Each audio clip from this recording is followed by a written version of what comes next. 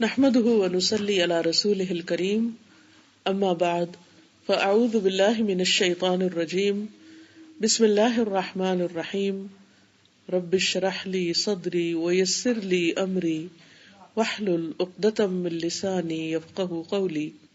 ہر انسان اپنے لیے چاہتا ہے کہ اسے اس زندگی میں پروٹیکشن ملے، وہ ہر طرح کی تکلیفوں، بیماریوں، پریشانیوں، مشکلات، غم، خوف سے محفوظ رہے، لیکن ہم دیکھتے ہیں کہ اس خواہش کے باوجود دنیا میں انسان کو مختلف طرح کی مشکلات کا سامنا کرنا پڑتا ہے۔ اس کی ایک وجہ تو یہ ہے کہ انسان کو اس دنیا میں امتحان کے لیے بھیجا گیا ہے، اور جب تک انسان کسی امتحان سے نہیں گزرتا تو یہ نہیں پتا چلتا کہ وہ کس درجے کا انسان ہے، اور آخرت میں اس کی زندگی ختم ہونے کے بعد اس کا مقام اور درجہ اور مرتبہ کیا ہونا چاہیے، کہاں ہونا چاہیے۔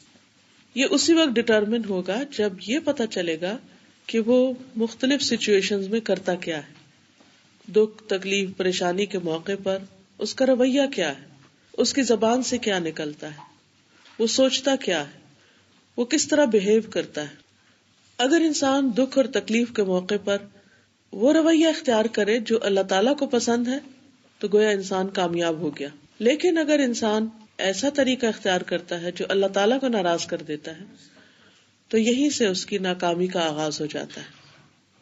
جب تک زندہ ہے توبہ کا موقع موجود ہے، لیکن جب زندگی ختم ہو جائے گی تو پھر توبہ کا موقع بھی نہیں رہے گا۔ اس لیے ہر انسان کو غیر معمولی حالات میں، یعنی ایسی سچویشن میں جو اچانک پیش آئیں، جو مرضی کے خلاف ہوں، جو پسند کے خلاف ہوں، ان میں خاص طور پر اپنا جائزہ لیتے رہنا چاہیے کہ وہ کیا کر رہا ہے، اور اس کے ساتھ ساتھ یہ بھی کوشش کرتے رہنا چاہیے کہ ایسے کام کریں کہ ہم بڑی بڑی تکلیفوں اور پریشانیوں سے بچ سکیں اور اللہ سبحانہ وتعالیٰ کی حفاظت میں رہیں۔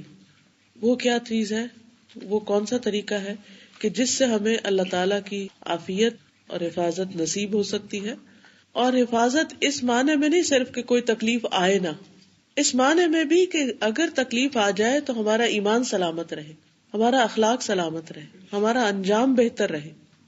تو اس کے لیے ہمیں کیا کرنا ہوگا، اس بارے میں ہمیں ایک حدیث ملتی ہے، سنن الترمذی کی روایت ہے۔ عبداللہ بن عباس جو حضور صلی اللہ علیہ وسلم کے چچا عباس کے بیٹے ہیں، اور یہ ٹین ایجر تھے، ارلی ٹین میں تھے جب نبی صلی اللہ علیہ وسلم کا انتقال ہوا، لیکن بہت ہی ذہین اور بہت سمجھدار۔ نبی صلی اللہ علیہ وسلم نے ان کو جو کچھ سکھایا انہوں نے اس کو بہت محفوظ رکھا، یاد رکھا، اور پھر ساری زندگی علم کی خدمت کرتے رہے۔ آپ کی بے شمار احادیث انہوں نے روایت کی، مفسر قرآن تھے۔ تو یہ اپنے بارے میں ایک بات نبی صلی اللہ علیہ وسلم کی مناسبت سے روایت کرتے ہیں۔ وہ کہتے ہیں کہ ایک دن میں نبی صلی اللہ علیہ وسلم کے پیچھے سواری پر بیٹھا ہوا تھا، ہم اکٹھے سفر میں جا رہے تھے، تو آپ نے فرمایا، یا غلام، اے بچے، انی اعلمک کلمات، میں تمہیں چند باتیں سکھاؤں گا، چند کلمات، چند لفظ۔ وہ کیا ہے؟ احفظ اللہ یحفظک، احفظ اللہ، اللہ کی حفاظت کرو، یعنی اللہ تعالیٰ کے احکامات کی، اللہ کی بات کی، یحفظک، تو وہ تمہاری حفاظت کرے گا، وہ تمہارا نگہبان ہو جائے گا۔ احفظ اللہ، اللہ کی حفاظت کرو، یعنی اللہ کی حدود کی حفاظت کرو، تجدہ تجاہک، تم اسے اپنے سامنے پاؤ گے۔ اذا سألت فاسأل اللہ، جب تم سوال کرو تو اللہ سے سوال کرو، جب مانگو تو اللہ سے مانگو۔ وَإِذَا اسْتَعَنْتَ، اور جب مدد چاہو، فَاسْتَعِنْ بِاللَّهِ، تو اللہ سے مدد مانگو۔ یہ تھے وہ چند کلمات جو نبی صلی اللہ علیہ وسلم نے حضرت عبداللہ بن عباس کو سکھائے، اور ان کے ذریعے ہمیں ایک بہت بڑا خزانہ عطا کیا۔ وہ خزانہ کیا ہے؟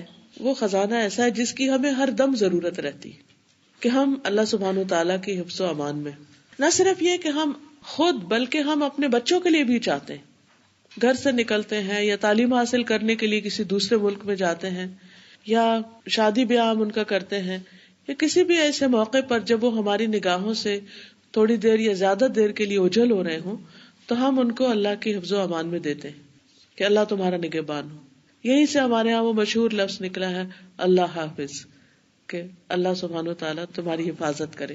حضرت یعقوب علیہ السلام نے بھی اپنے بچوں کو جب مصر روانہ کیا تھا تو یہی کہا تھا فاللہ خیر حافظا، کہ اللہ سبحانہ وتعالیٰ ہی بہترین حفاظت کرنے والا ہے، اور اصل حفاظت ہے ہی اللہ تعالیٰ کی حفاظت۔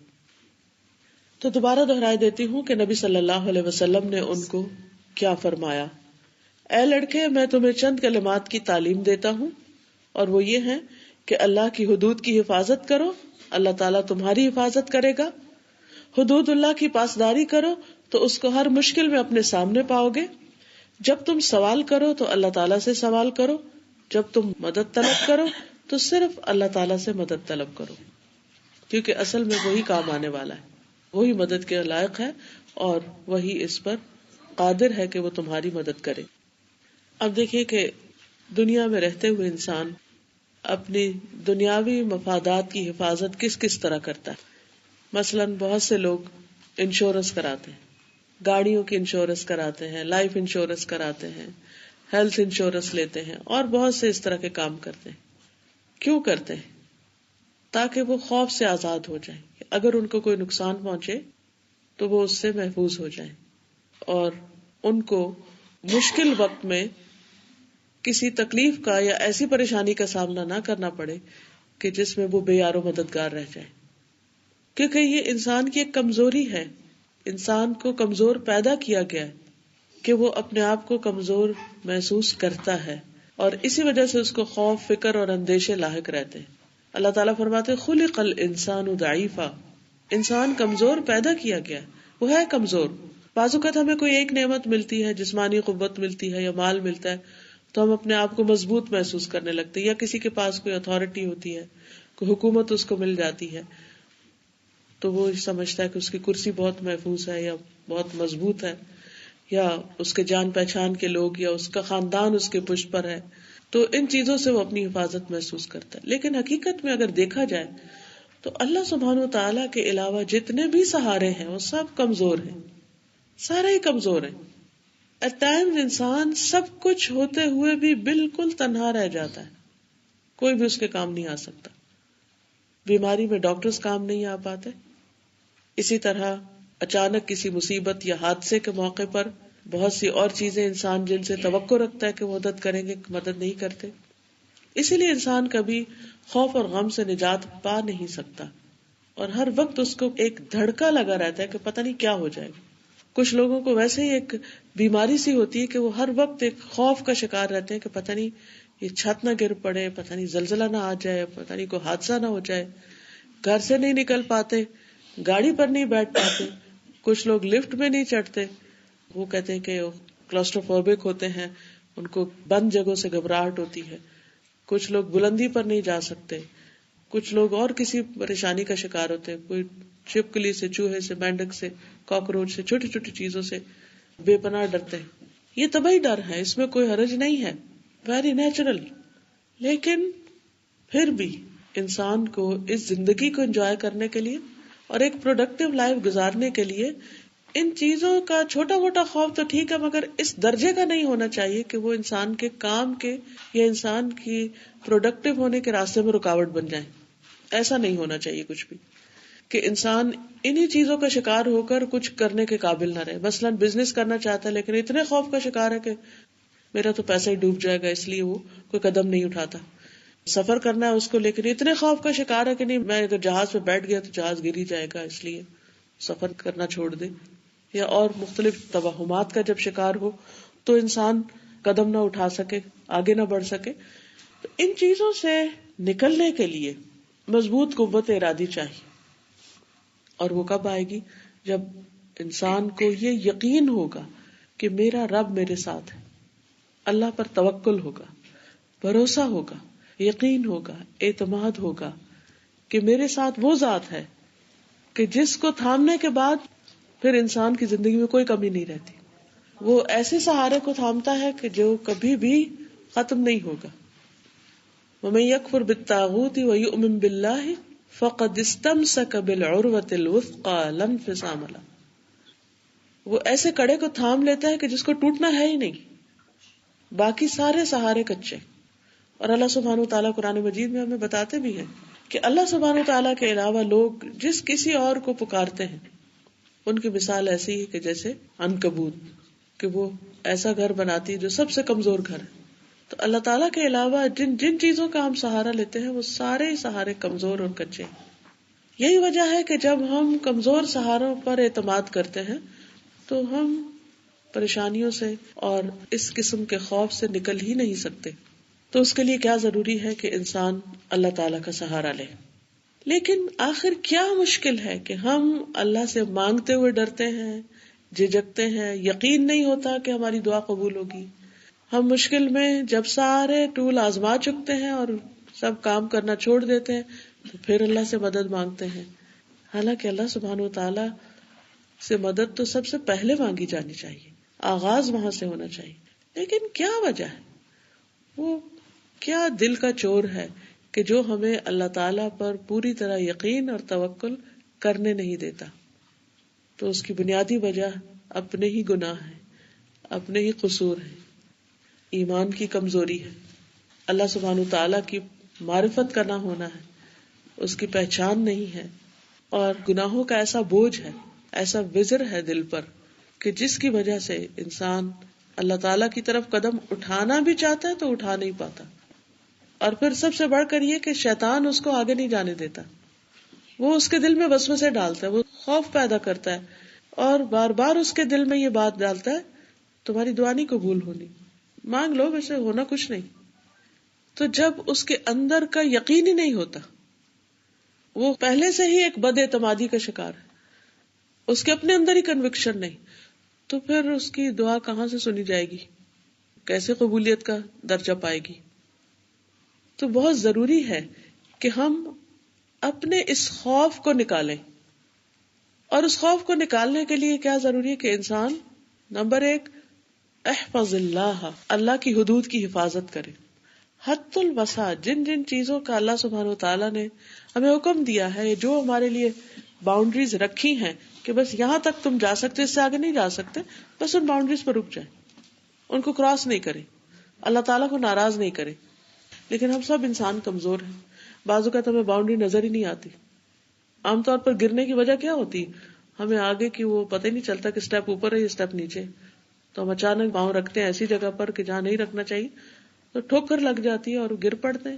بہت سے لوگ جو فریکچر کر لیتے ہیں اس کی کیا وجہ ہوتی ہے، وہ جان کے پھسلے ہوتے ہیں یا جان بوجھ کے انہوں نے کہیں ٹھوکر ماری ہوتی؟ نہیں، وہ ہو جاتا ہے، بائی چانس ہو جاتا ہے.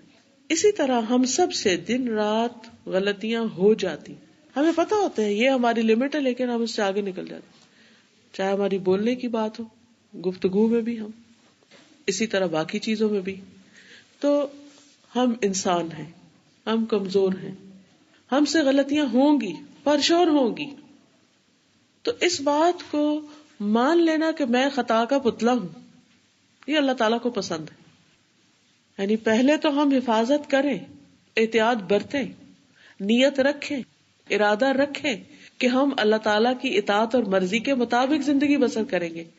لیکن اگر اس کے باوجود نہ ہو سکے، جو کہ نہیں ہو سکے گا، تو پھر دن رات اپنی غلطیوں کا اعتراف کر کے توبہ کرتے رہیں.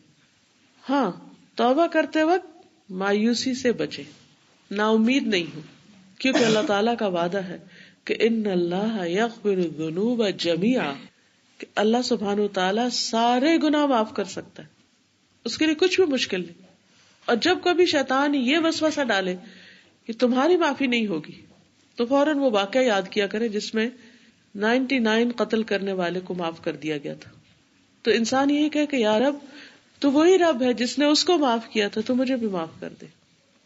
میرے قصور بہت زیادہ ہے، میری غلطیاں بہت ہیں، اور میں اس کو مانتا ہوں، میں اعتراف کرتا ہوں، میں کمزور انسان ہوں، میں چاہنے کے باوجود بھی تیری اطاعت کا حق ادا نہیں کرتا، کر نہیں سکتا، اور چاہنے کے باوجود بھی غلطی سے بچ نہیں سکتا. تو ہمیشہ امید سے رہیں، ہوپ فل رہیں کہ میں ایسے رب کو جانتا ہوں جو بخشنے والا ہے، جو مہربان ہے.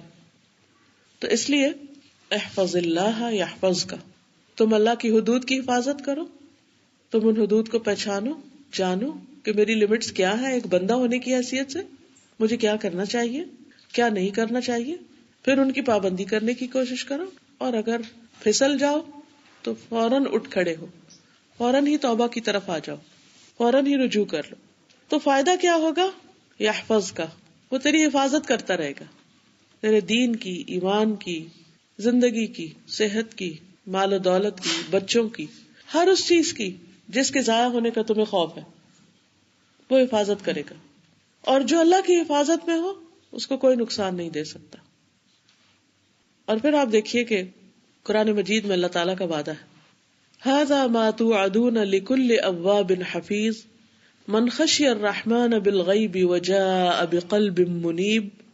یہ ہے جس کا تم سے وعدہ کیا جاتا تھا ہر اس شخص کے لیے جو بہت رجوع کرنے والا، خوب حفاظت کرنے والا ہو، جو رحمان سے بن دیکھے ڈرتا ہو اور رجوع کرنے والا دل لے کر آیا. تو آخرت میں اچھے گھر کی گارنٹی اور ضمانت کس کے لیے ہے؟ جس کے اندر یہ صفات ہیں. کون سی؟ اواب اور حفیظ ہونے کی. اواب کیا ہے؟ بار بار پلٹنا، گر گئے اٹھ کھڑے ہوں، پھسل گئے سنبھل جائیں، غلطی ہو گئی پھر لوٹ آئیں، معافی مانگ لیں. تو اواب وہ ہوتا ہے جو بہت کثرت کے ساتھ بہت زیادہ اللہ تعالی کی طرف رجوع کرنے والا، بہت زیادہ پلٹنے والا. اور حفیظ وہ جو خوب حفاظت کرنے والا. اور اس حفاظت میں سبھی چیزوں کی حفاظت آتی ہے، اپنے دین ایمان کی حفاظت، اپنے وعدوں کی حفاظت، اپنی شرمگاہوں کی حفاظت، اپنی زبان کی حفاظت. کتنی چیزوں کی حفاظت کا ہمیں حکم دیا گیا، ان تمام چیزوں کی حفاظت کرنے والا. تو جو ان چیزوں کی حفاظت کرے گا اللہ سبحانہ وتعالیٰ اس کے مفادات کی حفاظت کرے گا. پھر ایسے شخص کے لیے کوئی خوف اور غم کا مقام نہیں ہوگا.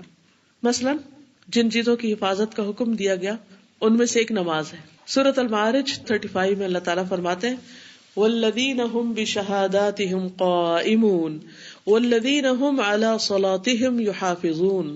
اور وہ جو اپنی گواہیوں پر قائم رہنے والے ہیں اور وہ جو اپنی نماز کی حفاظت کرتے ہیں. تو اگر ہم چاہتے ہیں کہ ہمارے مفادات کی حفاظت ہو تو ہمیں نماز کی حفاظت کرنا ہے. آپ میں سے کوئی بتائے گا کہ نماز کی حفاظت کا کیا مطلب ہے؟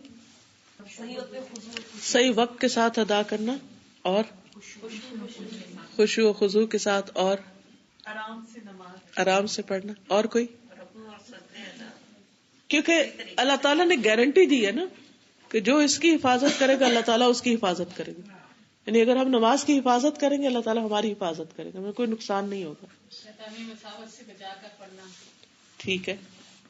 اگر چھوٹ جائے تو فوراً قضا کر لیں. کئی لوگ کہتے ہیں تو رہ گئی شاپنگ کریں. جی، مین جو آپ کا توجہ کا جو مرکز ہے وہ نماز ہونی چاہیے، باقی کاموں کی نسبت آپ مین اس پہ توجہ کریں. بالکل اسی طرح اس کا میں ایک مثال سے سمجھاؤں گی آپ کو.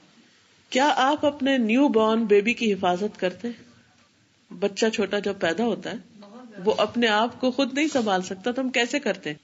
کتنی دیر کے لیے کرتے ہیں؟ 24 آورز ہر وقت کر رہے ہوتے ہیں کہ ہے میرا بچہ، ہے میرا بچہ، ہے میرا بچہ. بلی بولے تو ہم سوچتے ہیں کہ شاید بچہ رو پڑا ہے. سارا وقت دھیان ماں کا کس طرف لگا رہتا ہے؟ بچے کی طرف. کہیں بھی ہو، ہے اس کو بھوک لگی ہوگی، ہے زیادہ سو گیا، ہے اب سویا نہیں ہے، اب ایسا ہو گیا ویسا ہو گیا. اب آپ دیکھیے کہ نماز کی حفاظت اس بچے سے بھی زیادہ، جیسے انہوں نے کہا نا سارا وقت دھیان کس میں رہے؟ نماز میں. دھیان کا مطلب کیا ہے؟ مثلاً آپ سو رہے ہیں تو صبح کے وقت غافل ہو کے نہیں سو جانا کہ اچھا جب آنکھ کھلے گی تو پڑھ لیں گے. نہیں، رات سونے سے پہلے ہی نہیں، مجھے لیٹ نہیں سونا کیونکہ صبح اٹھنا مشکل ہوگا.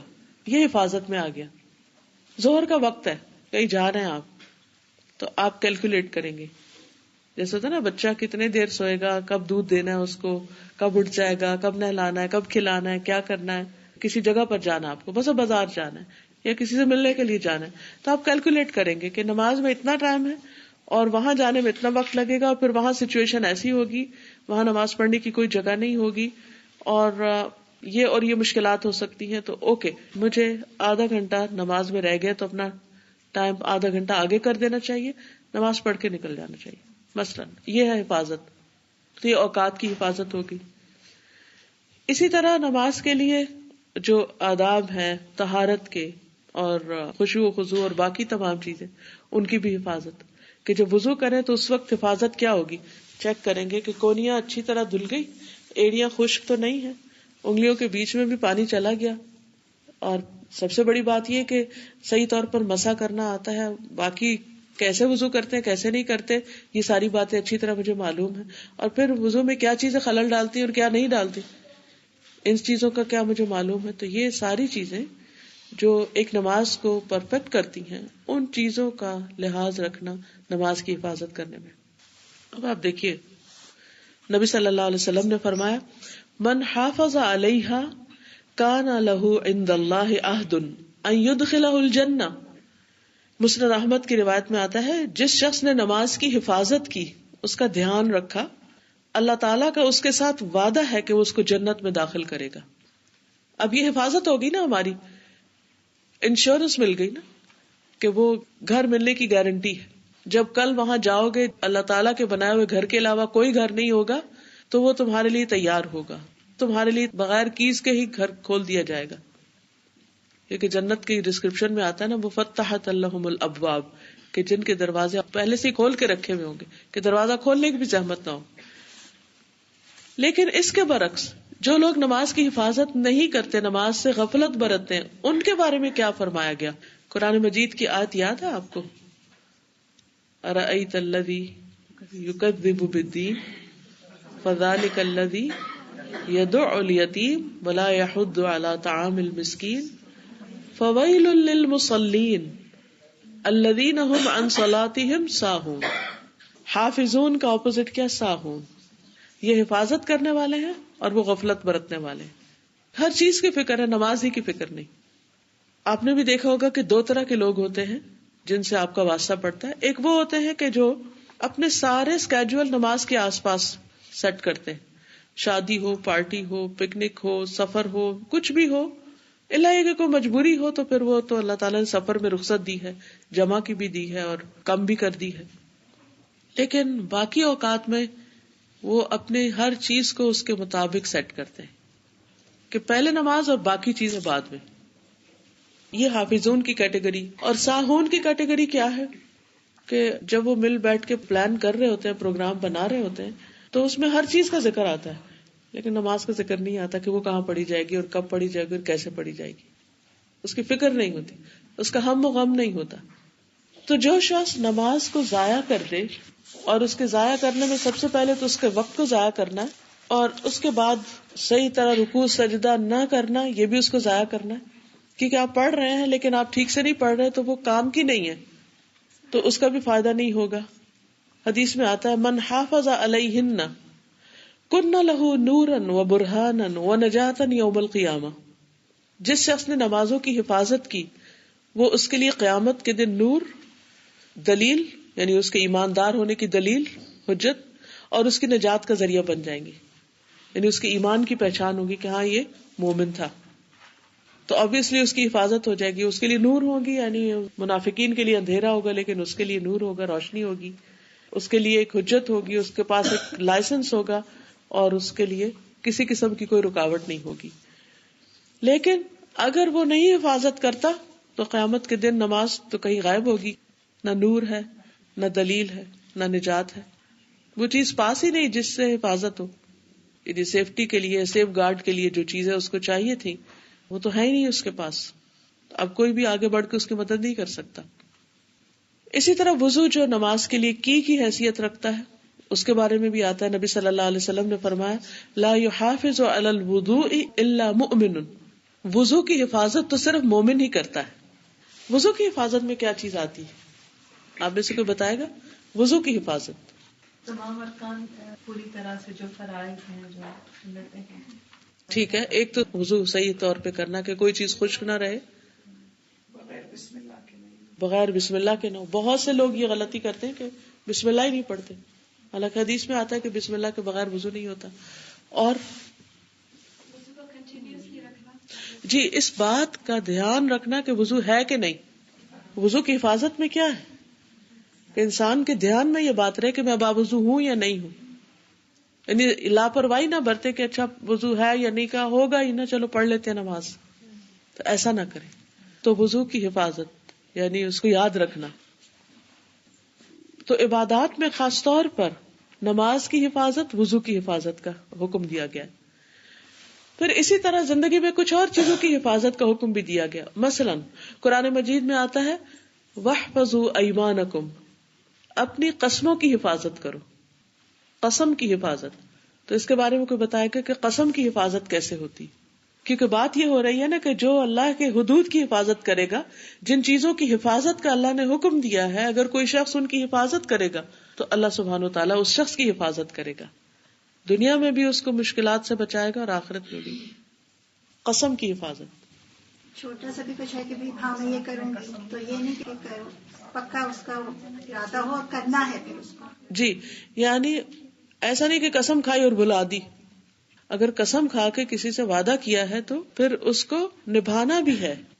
مثلا بعض لوگ قسم کھا لیتے کہ تم مجھے بتاؤ یہ بات، میں کسی کو نہیں بتاتی، قسم کھاتی ہوں نہیں بتاتی، اور اس کے بعد بھول گئے قسم کو کہ کھائی تھی کہ نہیں کھائی تھی. قسم کھانی کم چاہیے نا. جی بالکل. تو اول تو کھانی ہی نہیں چاہیے، لیکن بعض اوقات اگر مجبوری میں کہیں کھانی پڑی گئی تو پھر اس کو تو لکھ کر ہی رکھا جائے، کہ ریکارڈ رکھا جائے کہ یہ بات تو کہیں کرنی ہی نہیں، اور بات بات پر قسم کھانی ہی نہیں چاہیے. پھر اسی طرح یہ ہے کہ یہ تو باہمی انسانی معاملات کے بارے میں جو حفاظت ہے، جیسے اوفو بالعقود، اپنے عہد پورے کرو، وعدے پورے کرو، قسموں کی حفاظت کرو. اسی طرح انسانی اعضاء کی حفاظت، یعنی اپنے جسم کے اعضاء کی حفاظت، اس میں بھی کئی چیزیں آتی. مثال کے طور پر سر کی حفاظت، پیٹ کی حفاظت. اس کے بارے میں حدیث میں آتا ہے، نبی صلی اللہ علیہ وسلم نے فرمایا کہ اللہ تعالیٰ سے اس طرح حیا کرو جیسے حیا کرنے کا حق ہے. صحیح معنوں میں حیا کرو، یعنی اللہ سے بھی شرماؤ. اللہ تعالیٰ سے ہماری کوئی چیز چھپی ہوئی نہیں ہے. تو لوگوں نے کہا کہ ہم تو اللہ سے بہت شرماتے ہیں، ہمیں تو حیا ہے. آپ نے فرمایا نہیں، اللہ تعالیٰ سے حیا کرنے کا حق یہ ہے کہ تم سر اور اس میں شامل چیزوں کی حفاظت کرو، اور پیٹ اور اس کے آس پاس کی چیزوں کی حفاظت کرو. سر میں کیا شامل ہے؟ سر کے اندر کیا ہے؟ دماغ. اور دماغ میں کیا ہوتے ہیں؟ سوچیں اور خیالات. ہماری سوچیں اور خیالات کسی انسان کو نہیں پتا ہوتے، یا صرف ہمیں پتا ہوتے ہیں اور ہمارے رب کو پتا ہوتے ہیں. تو انسان خیالات کی حفاظت کرے، خصوصاً دوسروں کے بارے میں بدگمانی کرنا، دوسروں کے لیے برا سوچنا. شیطان بار بار وسوسے ڈالتا ہے، لیکن انسان کا کام یہ کہ ان کو جھٹکے اور اپنا معاملہ اپنے رب کے ساتھ رکھے کہ میرا رب جانتا ہے. اسی طرح نیت، کسی کو نہیں پتا کہ ہم آج یہاں کیوں بیٹھے، کس نیت سے آئے، ہمارے رب کو پتا ہے. تو جو سر میں اس کی حفاظت کہ شیطان اچک نہ لے. اچھا، حفاظت کس چیز سے ہوتی ہے؟ مثلا آپ دیکھا ہوگا کہ اگر آپ باہر کوئی چیز رکھ دیں تو پرندے اچک کے لے جاتے ہیں، بلی کھا جائے گی، کوئی اور چیز نقصان دے جائے گی. تو آپ ایسی چیزیں جو باہر رکھنے سے نقصان ان کو ہو سکتا ہے، اور ان کو یا تو ڈھانکتے ہیں یا کسی چیز کے نیچے رکھتے ہیں. تو اب آپ امیجن کریں جیسے ایک بچہ، اس کے ہاتھ میں روٹی کا ٹکڑا ہے، اتنے میں ایک چیل آ رہی ہے اور وہ اچک کے لے جانا چاہتی ہے، تو ماں کیا کرے گی؟ بچے کو اٹھا لے گی. یا مرغی کے بچے آپ نے دیکھے ہوں گے کہ وہ چکس کو کس طرح اپنے ساتھ ساتھ رکھتی، جو ہی دیکھتی خطرہ تو اپنے پروں کے نیچے کر لیتی. یہ ہوتا ہے حفاظت کر. اب آپ دیکھیے کہ ہم بڑی اچھی نیت کے ساتھ نماز شروع کرتے ہیں اور شیطان کو چیل سمجھے، وہ چیل آ رہی ہے اور وہ آ کے کیا کر رہی چیل کہ خیالات کو ادھر ادھر کر دے گی. اور اتنے میں کوئی شخص کمرے میں داخل ہوگا تو ایک دم دھیان ادھر کر دے گی. تو یہ کیا ہوا؟ وہ حفاظت نہیں ہوئی نا، نیت بدل گئی، نیت خراب ہو گئی، نیت میں کچھ اور آ گیا. تو سر میں جو کچھ ہے اس کی حفاظت، یعنی اپنی سوچوں کی، اپنی خیالات کی حفاظت. اور خیالات ہر طرح کے ہوتے ہیں، انسانوں کے بارے میں بھی، اللہ سبحانہ و تعالیٰ کے بارے میں بھی، اور انسان کے کچھ ماضی کے جو کچھ حالات واقعات گزر چکے ہوتے ہیں ان کے بارے میں، کچھ آنے والی چیزوں کے بارے میں. انسان کا دماغ ہر وقت چلتا رہتا ہے. پھر پیٹ اور جو کچھ اس میں ہے اس کی حفاظت. اب پیٹ میں سینہ بھی آ جاتے ہیں، سارا حصہ اس کے آس پاس کا، اس میں دل ہے ہمارا. تو اس کے اندر جو خواہشات ہیں، تمنائیں ہیں، آرزویں ہیں، ان چیزوں کی بھی حفاظت کہ انسان حرام چیزوں کی خواہش نہ کرے. اور اگر کسی حرام چیز کا خیال بار بار آ رہا ہے تو اس کو کنڈم کرے، اسے ختم کرنے کی کوشش کرے، نہ کہ اس کو انجوائے کرے. قرآن مجید میں اللہ تعالیٰ فرماتے ہیں وَاعْلَمُوا أَنَّ اللَّهَ يَعْلَمُ مَا فِي أَنفُسِكُمْ فَاحْذَرُوا، جان لو کہ بے شک اللہ تعالیٰ جانتا ہے جو تمہارے دلوں میں ہے، پس اس سے ڈرو. اللہ سے ڈرو، وہ دلوں کے خیالات تک کو جانتا ہے. سورۃ قاف میں بھی اللہ تعالیٰ فرماتے ہیں وَنَعْلَمُ مَا تُوَسْوِسُ بِهِ نَفْسُهُ، ہم جانتے ہیں جو اس کا نفس اس کے اندر دل میں وسوسے ڈالتا ہے. تو وسوسہ آتا ہے اور آئے گا. بعض لوگوں کو تو زیادہ ہی وسوسے پریشان کرتے ہیں، بیماری بھی بن جاتے ہیں. تو ایسی صورت میں ایاک نستعین کتاب میں ہم نے کچھ دعائیں جمع کی ہیں کہ وسوسوں سے نجات کے لیے اگر ریگولر پڑھیں گے تو انشاءاللہ اللہ تعالیٰ اپنی حفاظت میں رکھے گا، کیونکہ اللہ تعالیٰ ہی ہے جو ایسی چیزوں سے جو ہمارے بس میں نہیں ان سے ہمیں بچائے اور محفوظ رکھے، لیکن وہ اسی صورت میں جب ہم بھی ایفرٹ لگائیں. پھر اسی طرح اگر دل کی حفاظت کرنی ہے تو ہمیں اپنے کان اور آنکھ کی حفاظت کرنی ہوگی. کانوں سے ایسی باتیں نہ سنیں کہ جس سے ہمارا دل کسی انسان کے بارے میں بدظن ہو، بدگمان ہو، جب تک خود براہ راست معاملہ نہ کر لے. آنکھوں سے ایسی چیزیں نہ دیکھیں جو بے حیائی کی ہوں، فحش ہوں، تاکہ اس سے پھر انسان کے خیالات نہ بھٹکیں. اسی طرح کہیں پر بھی ہو باہر گھر سے، جیسے مرد ہو یا خواتین ہو، اپنی نگاہوں کی حفاظت، اپنے اعمال کی خود حفاظت. انسان کس سے بات کر رہا ہے، کیا بات کر رہا ہے، کہاں بات کر رہا ہے. کیونکہ ایک حدیث بہت ہی سکیری ہے کہ قیامت کے دن کچھ لوگ تہامہ کے پہاڑوں برابر نیکیاں لے کر آئیں گے.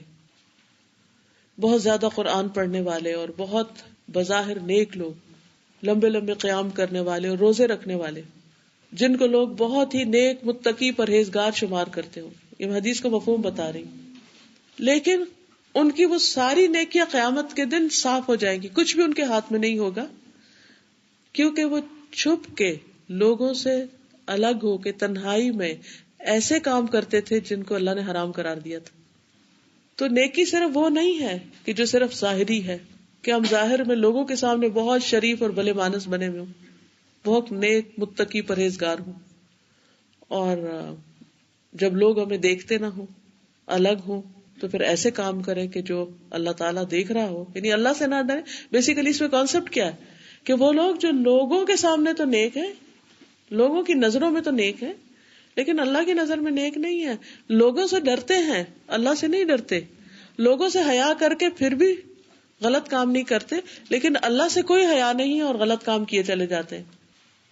تو ایسے لوگوں کی نیکیاں نہیں رہیں گی. قیامت کے دن سب صفائی ہو جائے گی، کیونکہ انہوں نے اللہ تعالیٰ کی قدر نہیں پہچانی. اللہ کا خوف نہیں تھا ان کے اندر، لوگوں کا خوف تھا. تو اس چیز کا بھی جائزہ لینا، اس چیز کی بھی حفاظت کرنی. تو کان اور آنکھ، یعنی کان سے انسان ایسی باتیں نہ سنے کہ جس سے اس کے ایمان میں، حیا میں، اس کے مقدس رشتوں میں خلل آئے. اسی طرح ایسے نظارے، ایسے سین نہ دیکھے کہ جس سے اس کا دل بے حیائی کی طرف مائل ہو. تو ان السمع والبصر والفؤاد کل اولئک کان عنہ مسئولا، بے شک کان، آنکھ اور دل، ان میں سے ہر ایک سے سوال کیا جائے گا.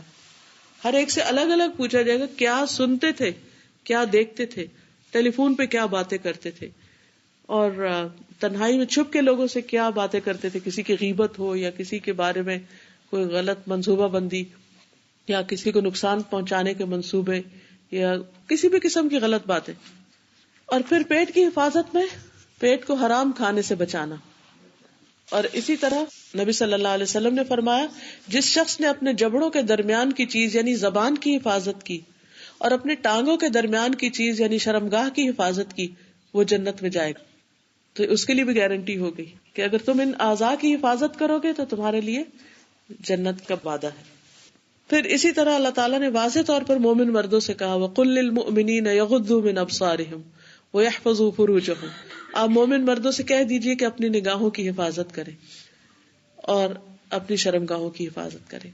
اپنی نگاہیں نیچی رکھیں، شرمگاہوں کی حفاظت کریں. اور وَالْحَافِظِينَ فُرُوجَهُمْ وَالْحَافِظَاتِ، صرف مردوں کے لیے نہیں، عورتوں کے لیے بھی حکم ہے کہ وہ اپنی شرمگاہوں کی حفاظت کرتے ہیں، مرد ہوں یا عورتیں ہوں. وَالذَّاكِرِينَ اللَّهَ كَثِيرًا وَالذَّاكِرَاتِ، کثرت سے اللہ کا ذکر کرنے والے مرد اور عورتیں. اعد اللہ لہم مغفرۃ واجرا عظیما، اللہ نے ان کے لیے مغفرت اور بہت بڑے اجر کا وعدہ کر رکھا ہے. پھر اسی طرح قد افلح المؤمنون، یقیناً کامیاب ہو گئے وہ مومن جو اپنی نماز میں خشوع اختیار کرنے والے ہیں، عاجزی اختیار کرنے والے ہیں، وہ جو اللہ کاموں سے منہ موڑنے والے ہیں، وہ جو زکوٰۃ ادا کرنے والے ہیں، وہ جو اپنی شرمگاہوں کی حفاظت کرنے والے ہیں، مگر اپنی بیویوں یا ان عورتوں پر جن کے مالک ان کے دائیں ہاتھ ہیں، بے شک وہ ملامت کیے ہوئے نہیں ہے. تو اس سے پتہ یہ چلتا ہے کہ جو شخص اپنے جسمانی اعضاء کی حفاظت کرے گا اللہ تعالیٰ اس کی عزت و عصمت کی حفاظت کرے گا، اس کے ایمان کی حفاظت فرمائے گا اور اس کے آخری انجام کی حفاظت فرمائے گا. پھر اسی طرح اس حدیث کا ایک اور معنی یہ ہے کہ اللہ تعالیٰ نے جن چیزوں کو پورا کرنے کا حکم دیا ہے ان کو پورا کیا جائے.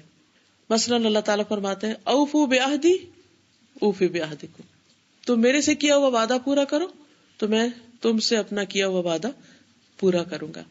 پھر فاذکرونی اذکرکم، تم مجھے یاد رکھو میں تمہیں یاد رکھوں. یعنی اگر ہم یہ چاہتے ہیں کہ اللہ تعالیٰ ہمیں یاد رکھے اور ہم پر اپنے فضل فرمایا عنایت کریں تو پھر ہمیں بھی اللہ کا ذکر کثرت سے کرنا چاہیے. ہم چاہتے اللہ تعالیٰ ہماری مدد فرمائے ان تنصروا اللہ ینصرکم، اگر تم اللہ کی مدد کرو گے تو اللہ تعالیٰ تمہاری مدد کرے گا. اللہ کی مدد کا مطلب کیا ہے؟ اللہ کے دین کی مدد. اللہ تعالیٰ مدد کرنے والا کسی کی مدد کی اس کو تو ضرورت نہیں ہے. اب یہ حفاظت کس کس طریقے سے ہوتی ہے؟ ایک تو جیسے میں نے عرض کیا کہ انسان کی جان مال وغیرہ کی، ایک یہ کہ اللہ تعالیٰ نے مختلف فرشتے بھی مقرر کر رکھے ہیں حفاظت کے لیے. مثلا آنکھ کی حفاظت کے لیے فرشتے ہیں، ہمارے آگے پیچھے جسم کی مختلف چیزوں کی حفاظت کے لیے فرشتے ہیں. قرآن مجید میں آتا لہو معقبات من بین یدیہ ومن خلفہ یحفظونہ من امر اللہ، اس کے آگے اور اس کے پیچھے، انسان کے آگے اور پیچھے یکے بعد دیگرے کئی پہرہ دار ہیں جو اللہ کے حکم سے اس کی حفاظت کرتے ہیں.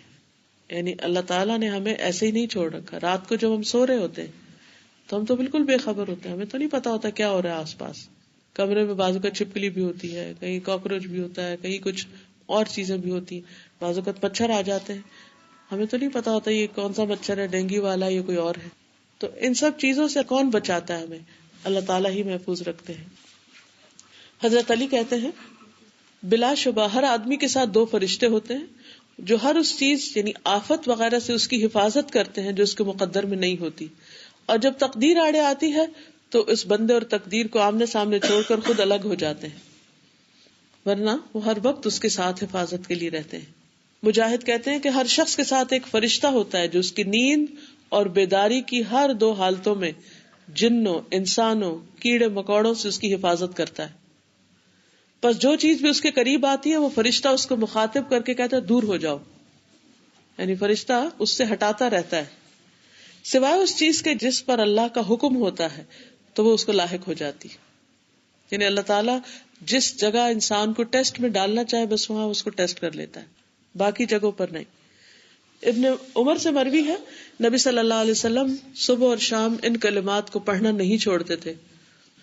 اللہم انی اسألک العفو والعافیۃ فی دینی و دنیای و اہلی و مالی، اللہم استر عوراتی و آمن روعاتی، اللہم احفظنی من بین یدی ومن خلفی وعن یمینی وعن شمالی ومن فوقی واعوذ بعظمتک ان اغتال من تحتی. اے اللہ میں تجھ سے دنیا اور آخرت میں عافیت کا سوال کرتا ہوں. یا اللہ میں تجھ سے اپنے دین، دنیا، گھر والوں اور مال میں معافی اور درگزر کا سوال کرتا ہوں کہ ان پر کوئی عذاب نازل نہ ہو. اے اللہ میرے عیب ڈھانپ دے، یعنی میری غلطیوں کو چھپا دے. مجھے خوف سے محفوظ رکھ اور میرے سامنے اور پیچھے، دائیں اور بائیں اور میرے اوپر سے میری حفاظت فرما. اور میں تیری عظمت کے ساتھ پناہ مانگتا ہوں اس بات سے کہ میں نیچے سے ہلاک کیا جاؤں. ظاہر زمین ایک آگ کا گولا ہے جس پر ہم بیٹھے ہوئے ہیں، کسی وقت بھی پھٹ جائے تو سب کے سب اندر چلے جائیں. یہ اللہ کی رحمت ہے جو انسان کو ہر وقت محفوظ رکھتی ہے ان ساری آفتوں سے. پھر اسی طرح یہ بھی یاد رہے کہ جو انسان بچپن اور جوانی میں اپنے اعضاء کو اللہ کی نافرمانی سے بچاتا ہے تو بڑھاپے میں اللہ سبحانہ وتعالیٰ اس کے ان اعضاء کو سلامت رکھتے ہیں. ایک واقعہ بیان کیا جاتا ہے کہ ایک عالم دین تھے جن کی عمر تقریباً 100 سال ہو گئی، لیکن وہ ابھی تک ہوش و حواس میں تھے، یعنی ان کو حافظہ، ان کی باقی چیزیں جو تھی وہ محفوظ تھی. تو انہوں نے ایک چھلانگ سی لگائی تو لوگوں نے کہا کہ آپ اس عمر میں بھی چھلانگ لگا سکتے ہیں. تو انہوں نے کہا ہاں، جب ہم جوان تھے تو ہم نے اپنے جسم کو اللہ کی نافرمانی سے بچایا تو اللہ سبحانہ وتعالیٰ نے اس کے بدلے میں ہمیں آج بھی اس جسم سے کام لینے کی صلاحیت بخشی. پھر اسی طرح آپ دیکھیے کہ انسان کے مال جان کی حفاظت اس کے مرنے کے بعد بھی ہوتی ہے اگر وہ دنیا میں نیکی کے کام کرتا ہے. سورۃ کہف آپ سب پڑھتے ہوں گے. اس میں ان 2 یتیم بچوں کا واقعہ آتا ہے کہ جن کی دیوار کو خضر علیہ السلام نے بنایا تھا. حالانکہ اس بستی کے لوگوں نے موسیٰ اور خضر علیہ السلام کو کھانا کھلانے سے انکار کر دیا تھا. تو موسیٰ علیہ السلام بہت حیران ہوئے اور کہا کہ ان لوگوں نے تو کھانا بھی نہیں کھلایا ہمیں اور آپ ان کی گری ہوئی دیوار بنا رہے. تو اس وقت انہوں نے کیا کہا؟ کانا ابوہما صالحا، کہ ان کا باپ نیک آدمی تھا. فاراد ربک ان یبلغا اشدہما ویستخرجا کنزہما، تو تمہارے رب نے کیا چاہا کہ یہ دونوں بچے بلوغت کی عمر کو پہنچے اور خود اپنا خزانہ نکالنے کے قابل ہوں، اور اس دیوار کے نیچے ان کا خزانہ دفن تھا.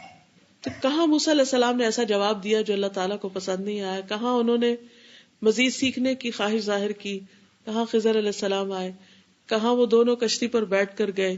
ان کی تلاش میں کتنا سفر کیا، پھر وہ ان کے ساتھ کشتی پر روانہ ہوئے، پھر مختلف جگہ پر مختلف جو واقعات پیش آئے. پوری اگر آپ اس ٹائم لائن کو دیکھیں تو کہاں جا کر وہ دیوار جا کے بنا رہے ہیں، قصہ کہاں سے شروع ہوا اور دیوار کہاں جا کے بن رہی ہے، کون حفاظت کر رہا ہے اس دیوار کی اور اس خزانے کی. جس کا وہ خزانہ تھا اور جن کے لیے وہ چھوڑ کے چلا گیا دنیا میں، وہ تو خود فوت ہو چکا، وہ تو کچھ بھی نہیں کر سکتا. حفاظت کون کر رہا ہے؟ اگر ہم چاہتے ہیں ہمارے بچوں کی حفاظت ہو جب ہم زندہ ہیں، جب ہم فوت ہو جائیں، ان کے ایمان کی حفاظت ہو، ان کے مال کی حفاظت ہو، ان کی جان کی، ان کی اولاد کی، کیونکہ انسان اپنے بعد سب سے زیادہ اپنے بال بچوں کی فکر کر رہا ہوتا ہے. قدرتی بات ہے، ہر ایک کے اندر یہ چیز ہے، اللہ نے رکھی، وہ بھی ان کو پروٹیکٹ کرنے کے لیے ہمارے اندر رکھ دی کہ ہم ان کے مفادات کی حفاظت کریں، اس کے لیے فکر مند ہوں.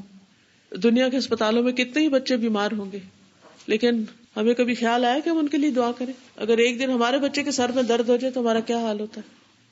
ہمارے ساتھ اپنے درد شروع ہو جاتی. تو یہ اللہ نے ہمارے اندر محبت رکھی ہے بچوں کی. تو انسان کیا چاہتا ہے کہ ان بچوں کے دین ایمان کی ہر چیز کی حفاظت رہے.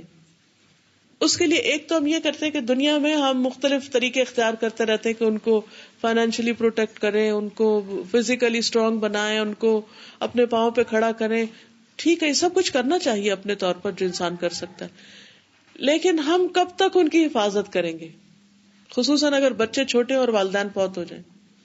ہاں، ایک طریقہ ہے اور وہ یہ کہ آپ اپنی زندگی میں اللہ کو راضی کریں. اللہ تعالیٰ نہ صرف یہ کہ آپ کے مستقبل کی حفاظت کرے گا بلکہ آپ کے بچوں کے بھی مستقبل کی. کہ اس میں ہول سول ریزن بس 2 لفظوں میں بتا دی گئی، کانا ابوہما صالحا، باپ بڑا نیک تھا. تو اللہ نے چاہا کہ بچے جو ہیں وہ سفر نہ کریں. تو اس سے بھی پتہ چلتا ہے کہ والدین کی نیکی اولاد کو کہیں نہ کہیں فائدہ دیتی. پھر اسی طرح نبی صلی اللہ علیہ وسلم کے غلام تھے سفینہ. ایک دفعہ وہ قافلے سے جدا ہو گئے اور آگے دیکھا تو شیر. اب شیر انسان کو دیکھ کے کیا کرتا ہے؟ کھا ہی جاتا ہے. لیکن ہوا یہ کہ شیر نے ان کو کچھ نہیں کیا اور ان کے آگے آگے چلنے لگا، گویا کہ میں آپ کو راستہ بتاتا ہوں. اور جب وہ قافلے کے قریب پہنچ گئے تو شیر نے اپنا راستہ بدل دیا گرج کے، اور سفینہ جو تھے وہ جا کے قافلے سے واپس مل گئے. کیا چیز تھی یہ؟ اللہ کی حدود کی حفاظت. تو اللہ تعالیٰ شیروں کے منہ سے بھی حفاظت کروا دیتا ہے. پھر اسی طرح یہ ہے کہ رات کو سوتے وقت کی جو دعائیں ہیں ان میں بھی بہت خوبصورت دعائیں ہیں 2-3. اس میں ایک دعا آتی ہے نا، وَإِن قَبَضْتَ نَفْسِي فَارْحَمْهَا وَإِن أَرْسَلْتَهَا فَاحْفَظْهَا بِمَا تَحْفَظُ بِهِ عِبَادَكَ الصَّالِحِينَ، کہ اگر تو سوتے وقت میری روح قبض کر لے، یعنی مجھے فوت کر دے، کیونکہ بعض لوگ سوتے ہوئے نہیں دوبارہ اٹھتے، تو اس کی حفاظت کرنا. اور اگر تو مجھے نیند سے اٹھا کر میری روح کو واپس چھوڑ دے تو بھی اس کی حفاظت کرنا، جس سے تو اپنے نیک بندوں کی حفاظت کرتے. یعنی دونوں حالتوں میں میں اپنے آپ کو تیرے سپرد کر رہا ہوں. ایک اور دعا جو بہت ہی خوبصورت ہے، آپ آزما کے اس کو دیکھیے، میں نے اسے بہت مفید پایا. ہوتا یہ کہ جب ہم سونے لگتے ہیں تو ہمارے دل میں طرح طرح کے وسوسے آنے لگتے ہیں، فلاں کام کا کیا ہوگا، فلاں. خاص طور پر آپ دیکھیے، اگر آپ نے صبح ٹریول کرنا ہو یا آپ کا ایگزام ہو یا آپ کے گھر میں مہمان آنے ہو تو کیا ہوتا ہے؟ ساری رات آپ پہلے سے سفر شروع کر دیتے ہیں. اور جس دن مجھے یہاں آنا تھا تو میں دیکھ رہی تھی کہ سارے لوگ جہاز میں چلے گئے ہیں اور ابھی ہم نہیں گئے، اور ہر ایک کو اس قسم کے خواب آتے ہیں. پھر اسی طرح اگر ایگزام ہو تو آپ ساری رات پرچہ حل کرتے رہتے ہیں. کسی نے آنا ہو تو آپ گھر ہی صاف کر رہے ہوتے ہیں خواب میں بھی. قدرتی سی بات ہے. بچوں کی شادی ہو، کوئی رشتے کا معاملہ ہو، تو ہم سو رہے ہوتے ہیں لیکن دماغ ہمارا نہیں سوتا. مسلسل گھوم رہا ہوتا ہے خیالوں میں. اس کے لیے اتنی بہترین دعا ہے جو سوتے وقت کی دعاؤں میں سے اگر آپ توجہ کے ساتھ اس کو پڑھیں تو 2 فائدے ہوں گے. ایک تو یہ کہ بڑی پرسکون نیند سوئیں گے. دوسرے یہ کہ آپ انشاءاللہ اس معاملے کو جب اللہ کے سپرد کر دیں گے تو اللہ تعالیٰ اس کی ٹیک کیئر کرے گا. اور وہ دعا ہے اللہم انی اسلمت نفسی الیک. اے اللہ میں نے اپنا نفس تیرے سپرد کر دیا, تیری حفاظت میں دے دیا. ووجہت وجہی الیک, اور میں نے اپنا چہرہ آپ کی طرف متوجہ کر لیا. وفوضت امری الیک, اور میں نے اپنا معاملہ تیرے سپرد کر دیا. یہ ایگزام ہے یا سفر ہے یا شادی ہے یا کچھ بھی ہے, سب تیرے حوالے, تو بس اس کو ٹھیک کر دے. اور اس جگہ پر آ کر وفوضت امری الیک پوری طرح توجہ سے آپ جو بھی آپ کے دل پر بوجھ ہے, پریشانی ہے, فکر ہے, اس سارے کو اللہ کے حوالے کر دے. وَأَلْجَأْتُ ظَهْرِي إِلَيْكَ رَغْبَةً وَرَهْبَةً إِلَيْكَ, اور میں نے اپنی کمر تیری طرف متوجہ کر لی, یعنی تیری پناہ میں دے دی, ڈرتے ہوئے بھی اور رغبت کے ساتھ بھی اور خوف کے ساتھ بھی. لا ملجا ولا منجا منک الا الیک, تیرے سوا کوئی پناہ کی جگہ نہیں, کوئی ٹھکانہ نہیں مگر تیری ہی طرف. آمنت بکتابک الذی انزلت, میں تیری اس کتاب پر ایمان لایا جو تو نے اتاری. وبنبیک الذی ارسلت, اور اس نبی پر ایمان لایا جو تو نے بھیجا. بہت چھوٹی سی دعا ہے, اسے آپ لکھ کے بھی رکھ سکتے ہیں اپنے سائڈ ٹیبل پر. ہم نے اس کو الگ سے لکھ کے چھاپ کر بھی سب کے لیے اویلیبل کیا ہوا ہے. جی, یہ جو حسن حسین کتاب ہے نا, اس میں سونے کے اذکار میں ہوگی یہ دعا. تو اس قدر سکون دینے والی, اس قدر بے فکر کر دینے والی, بے خوف کر دینے والی دعا ہے. اور میں نے اتنی دفعہ اس کو آزمایا. مثلا پچھلے دنوں حج پہ جانا تھا اور آخری دن تک کچھ سمجھ میں نہیں آ رہا تھا کہ جانا ہے یا نہیں جانا, اور کیا ہوگا اور کیا نہیں, اور اگر ہو جاتا ہے تو اتنی تھوڑی دیر کی تیاری کیسے ہوگی اور سب چیزوں کا کیا بنے گا. تو مجھے جس کو خیال آتا, اور پھر یہ کہ جانے کے بعد کی فکر مجھے الگ آتی. ایک تو یہ تھی جانے کی, اور جانے حج ہوگا کیسے, کیونکہ حج تو حج ہے. تو مجھے یہ ہوتا تھا کہ یا رب العالمین آسانیاں کر دینا اور سارے ارکان جو ہے وہ صحیح طور پر ادا ہوں. تو میں یہی دعا پڑھتی, وفوضت امری الیک.